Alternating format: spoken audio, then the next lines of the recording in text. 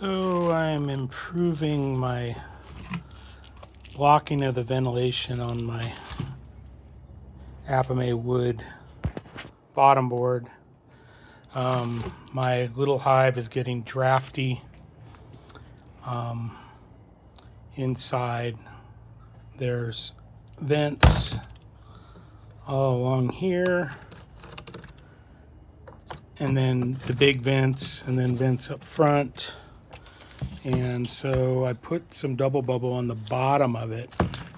I have other ones that I've done where I put it up here, but I'm trying to do it from the bottom now. That'll give me, it'll allow more of the diatomaceous earth and also my mite board to work better, and hoping that it'll seal it up better. So I extend this out over.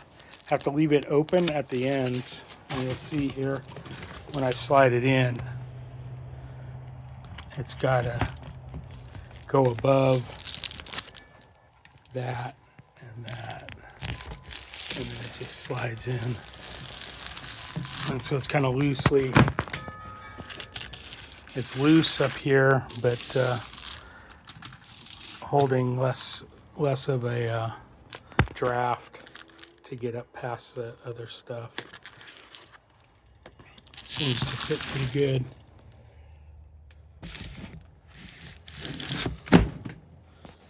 And I've put the double bubble and then the Reflectix tape around it. So we'll see. But this is what the wood bottom board looks like. This is great because you can really see what's happening on your bottom board by what comes through. On this hive, I actually waxed these side ones already, but on my little hive, I haven't done that. And I imagine they probably have propolized that a little bit on my other hive. And then there's some vents up here. And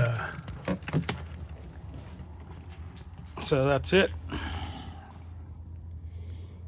Kind of get a look at what the bottom board does. So I'll go try it out on the other hive and see what happens.